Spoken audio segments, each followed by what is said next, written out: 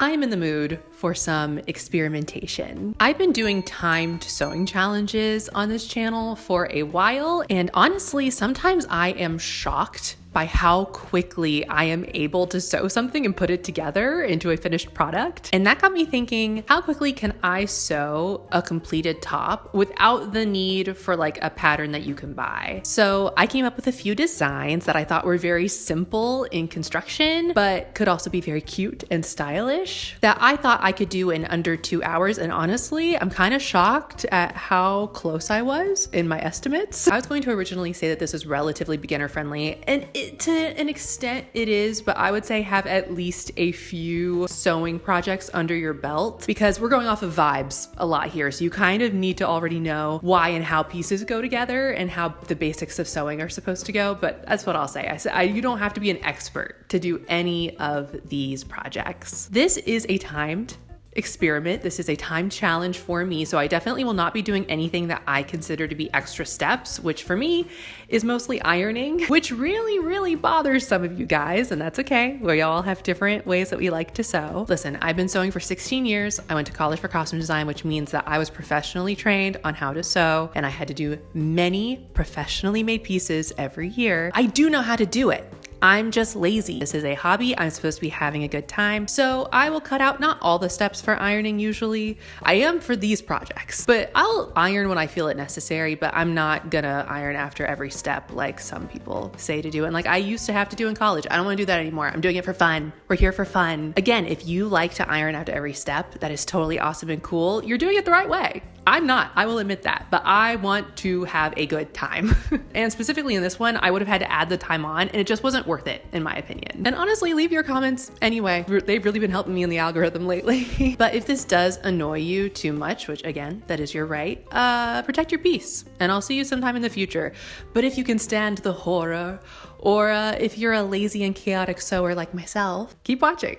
Let's go. First, we're starting off with a stretch top. See the horrors start now. I was not going to steam a stretch fabric, just dunking you right in immediately. And you won't need a pattern for any of these, but you will need your favorite tank top. And you're going to use that as a guide, adding about 1/2 inch around all of it. I probably added more like 1 inch all the way around, making sure to add at least 1 to 2 inches of length at the shoulder seams because we're going to be making one of those twist shoulder tops. I even tried to angle that top half out, as you can kind of see I'm doing here, to create some drape. That did not end up working out. You'll see I also cut out 2 front pieces and 2 back pieces because this is an incredibly light stretch knit, and if you've ever felt an expensive stretchy piece, they tend to have a double layer. It looks better, it's a bit more luxe, all that good stuff.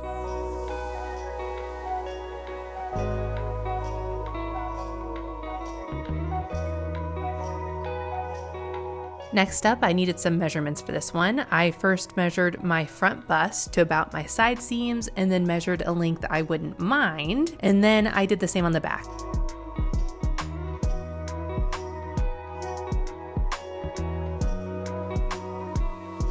I'm gonna make 2 squares out of these measurements. I typically hate cutting out fabric from a fitted sheet because it's just a mess, but since this is just a square, I thought it wouldn't be too annoying. Okay, so now I made 2 squares on the fold, so that means my length was the length measurement I'd measured plus 2 inches for the finished seams I'm gonna be making, and the width is that bust width I measured. And then if you're cutting this on the fold, you'll add about 5 to 6 inches for some drape. You can add more, but that's what I did. And then you divide that number in half. And I did that for both the front and back panels, and somehow I did this so wrong. So don't pay attention to what I'm doing here, pay attention to my little diagram instead. I don't know how I did this wrong still. And for the most complicated project, you're going to need an oversized blouse that you like the fit of. A sleeveless blouse would be ideal, but you can just mark your shoulder seam and the end of the arm's eye at the side seam, and then make a curved line that kind of looks like an arm's eye with an added seam allowance of your choice. That's why I think it's good to have several projects under your belt, since you need to know how things should look. I made this piece a bit cropped because I'm going to add a lower bodice portion to go with it. I thought this would be good for both the front and back, but it was a little too small, so I added some width to the arm's eye and the side seam for that front panel.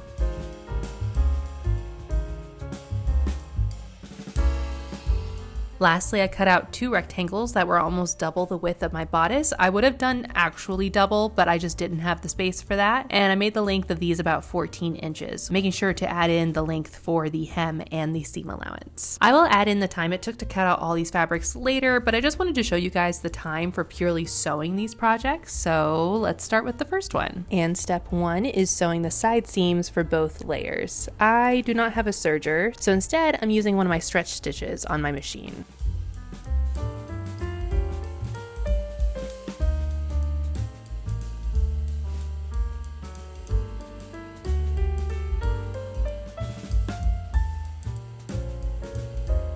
Once both layers are sewn, you want to put them together, right side to right side, and pin and stitch the neckline, keeping the shoulder seams open because those will be stitched together later.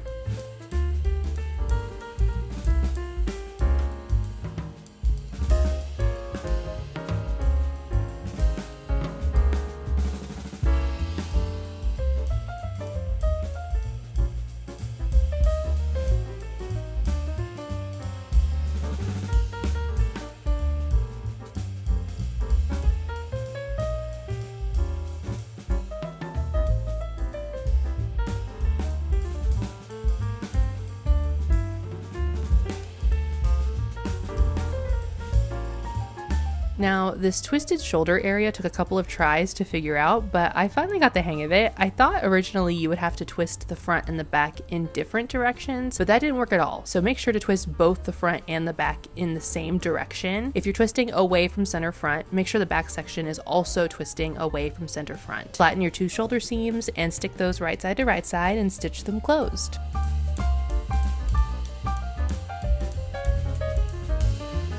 So that my seam didn't stick out, I tried my best to tuck them inside and did a couple of stitches here and there, hoping it wouldn't be too noticeable. Now you could definitely stop here. Stretch fabric does not need to have a finished hem, so that all took about 33 minutes, but I wanted it all to look nice and finished. So I tucked the hem under a 1/2 inch and stitched that down.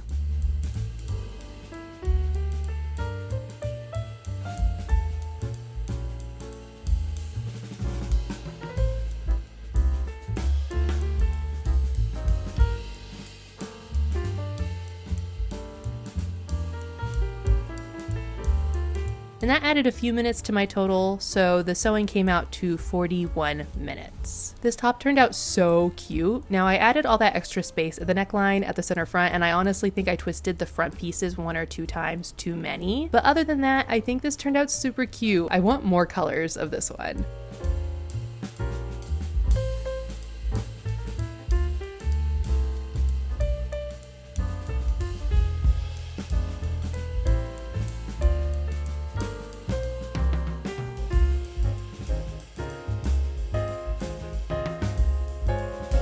Cutting out the fabric took about 30 minutes, so added to the sewing time, we come to a total of 1 hour and 11 minutes to complete this project.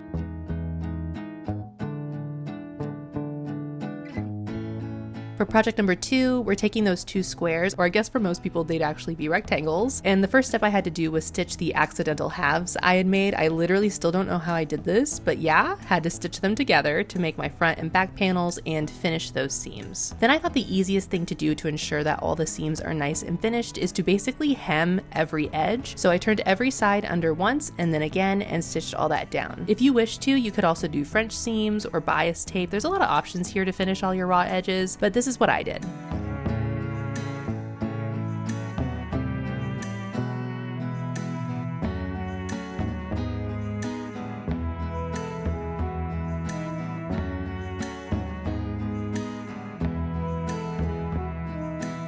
Then I lined them up at the top, then left enough room for my arms, like literally about 12 to 15 inches, and stitched the rest of the side seams down. After that, I matched the shoulder seams together at the outer edge and pinned inwards towards center front, once again leaving a big enough gap for my head in the middle.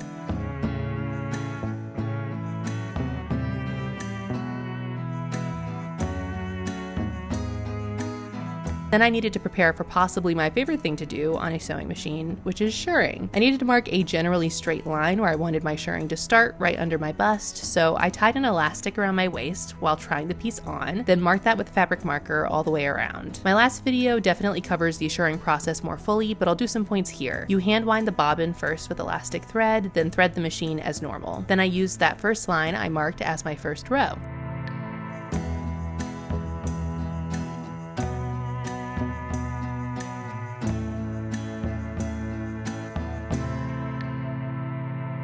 At the end of this first row, I slowly moved my needle down about ½ an inch for the last inch or two of that row, and that is the start of my next row without having to cut my threads, as that's more times that you will need to go back in and knot that elastic afterwards. I make each row about ½ inch away from each other, making sure to keep the fabric taut as I pass through the machine, as you want the fabric to be elasticated, not pleated or stitched down. I think I ended up doing this for about 7 inches, and at this point you can redo your bottom hems if you want that little peplum at the bottom to show and be straight all the way across. You can cut it off and create a new hem at the bottom of the shirring, but I actually wanted to keep this hem as is because I like the extra fabric so it doesn't tuck out of my pants, but I will always wear this top tucked in, so the slightly uneven hem doesn't bother me. I kind of messed with the neckline a bit more by adding a small pleat at each inner seam and stitched those down again so that the draping would look a bit better. And that is the end of project 2, which took me 57 minutes total to sew. Now I think this is very cute. I think with stretch fabric this would actually even be cuter, but with the fabric I chose, sometimes I think it looks very cool, Greco-Roman inspired, and sometimes it looks like I tried to make a hospital gown fashionable.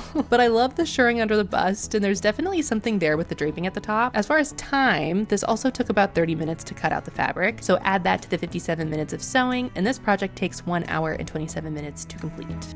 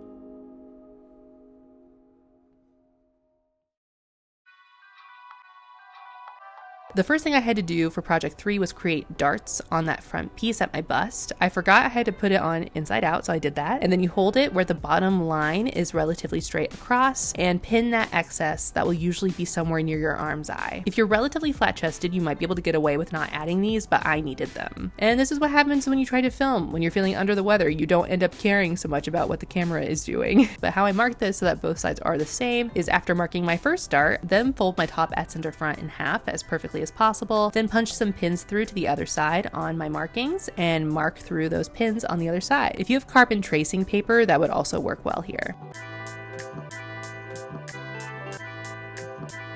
Then I stitched those down as well as sewing my shoulder seams and making sure those are all lined up.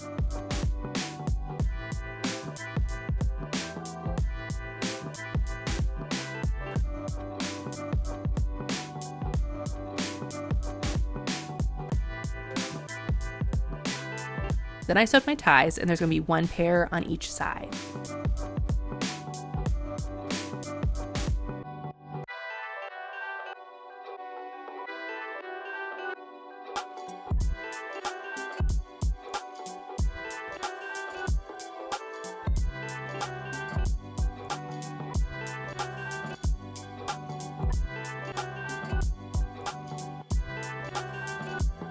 Then to finish the seams on this project, since this is going to be open on both sides, I chose to do some single fold bias tape and put that on the side seams, arm side, and neckline. And in the side seams, I went ahead and sandwiched those ties in between the bias tape.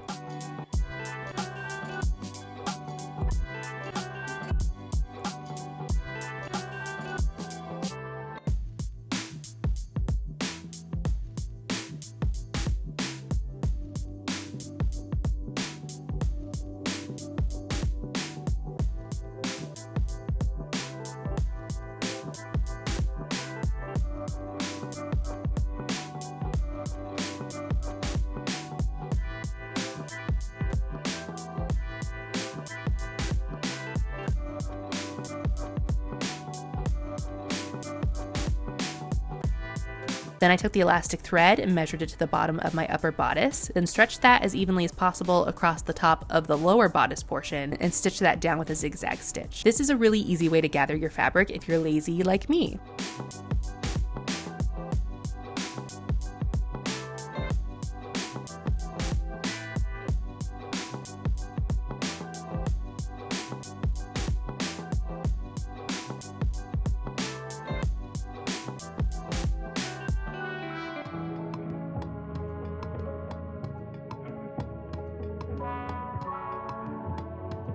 Then you could just sew the lower bodice to the upper bodice, and with that, our final project is done at just under 2 hours. I love this top so much. I think this is going to be a great addition on top of warm weather outfits. I always get sad that it's almost impossible to layer in the summer, but also this would make a great apron for when I'm doing things that won't stain the apron, but I want to protect the shirt underneath, so double duty, it'd be great.